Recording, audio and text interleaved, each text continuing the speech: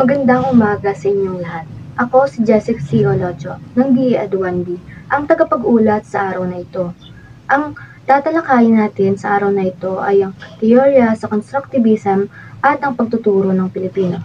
Pero bago yon, ano nga ba ang layunin ng ating aralin sa araw na ito? Ang layunin nito ay ang maitalakay ang mahalagang papel ng constructivism sa pagtuturo ng Pilipino. Sa pamamagitan ng pagtalakay dito, mas naiintindihan natin kung paano magkakaroon ng bisa ang pagtuturo ng wika gamit ang mga prinsipyo ng constructivism. Ano ang constructivism? Pinaniniwalaang ang mga mag-aaral ang siyang tagabuo ng kahulugan sa tulong ng kanyang dating kaalaman at karanasan. Ang constructivism ay naniniwala na ang mga mag-aaral ang mismo ang aktibong bumubuo ng kahulugan mula sa kanilang natutunan. Ibig sabihin, hindi lang sila basta tumatanggap ng impormasyon mula sa guro, kundi gumagamit din sila ng kanilang mga dating kaalaman at mga karanasan para lumikha ng bagong kaalaman. Sa madaling salita, ang mga mag-aaral ay lumilikha ng sariling pag-unawa mula sa kanilang paligid at interaksyon. Ayon sa Cognitive Development Theory ni Jean Piaget, pinaniniwalaan na ang isang tao ay nakakabuo ng kahulugan kung may ugnayan at interaksyon nito sa pagitan ng kanyang karanasan at ideya. Ipinapakita ni Piaget na ang pagkatuto ng tao ay nagsisimula sa kanyang personal na karanasan at paggamit ng mga dating ideya. Halimbawa, sa pagtuturo ng Pilipino, mahalaga na magkaroon ng mga aktibidad kung saan maaaring ikonekta ng mag-aaral ang kanyang karanasan sa mga bagong aralin tulad ng pagsasalaysay ng kanilang mga karanasan sa isang tula o sa isang kwento.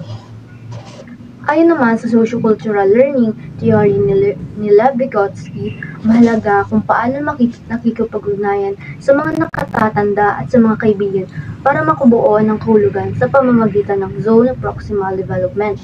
Para kay Vygotsky, ang interaksyon sa mga taong nakapaligid tulad ng mga nakatatanda at kaibigan ay mahalaga sa proseso ng pagkatuto.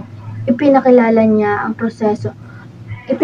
niya ang konsepto ng Zone of Proximal Development or ZPD, kung saan itinutukoy ang puwang sa pagitan ng kung ano ang kayang gawin ng mag-aaral ng mag-isa at kung ano ang kaya nilang gawin ng may tulong ng iba. Halimbawa, sa klase ng Pilipino, ang guro ay maaaring gumamit ng mga group discussions kung saan ang mas may karanasan na mag-aaral ang tutulong sa mga nagsisimula pa lang maunawaan ang isang paksa. Ipinaliwanag pa sa ZPD na ang scaffolding ay ang suportang ibinibigay ng guro habang natututo pa ang mga mag-aaral. Unti-unting binabawasan ito kapag natututo na ang mga bata, hanggang kaya niya nang mag-aral mag-isa.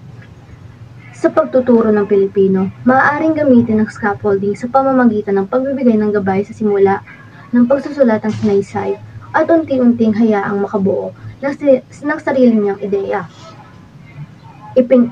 Pinalawak pa ito ni Jerome Bruner at ang iba pang psikolohista sa pamamagitan ng pagbuo ng instructional scaffolding. Ano ang instructional scaffolding? Ito ay isang proseso kung saan ang mga guro ay nagdaragdag ng mga suporta upang mapahusay at mas malinang pa ang pagkatuto ng mga mag-aaral. Ang instructional scaffolding ay isang paraang panturo na nagbibigay ng pansamantalang tulong o gabay sa mga mag-aaral. Sa pagtuturo ng Pilipino, halimbawa, maaaring bigyan muna sila ng graphic organizer sa simula upang maunawaan ang istruktura ng isang balita o ng isang maikling kwento. At pagkatapos ay unti-unting alisin ang gabay na ito kapag naging mas sanay na sila. Sa pagtuturo ng Pilipino ay isinasaalang-alang ang constructivism. Ang mga mag-aaral ay nakikipag-ugnayan sa isa't isa at ibinabahagi ang kanilang nauunawaan, nararamdaman at karanasan para makabuo ng bagong kaalaman. Sa pagtuturo ng Pilipino, gumagamit ang mga guro ng mga teknik na nakabatay sa constructivism upang hikayatin ang mga mag-aaral na makipag-ugnayan sa isa't isa. Ibinabahagi nila ang kanilang mga ideya, karanasan at nararamdaman upang makabuo ng bagong kaalaman tungkol sa wika at kultura. Sa ganitong paraan, ang mga mag-aaral ay hindi lang natututo sa guro, kundi sa kapwa rin nila mag-aaral. Halimbawa, sa pagbabasa ng isang akdang pampanitikan, maaaring ipabahagi ng guro kung ano ang nararamdaman nila habang binabasa at paano ito konektado sa kanilang buhay, upang makabuo ng mas malalim na pag-unawa. Sa pagtuturo ng Pilipino sa K-12, layunin ng K-12 na malinang ang ika-21 siglong kasanayan.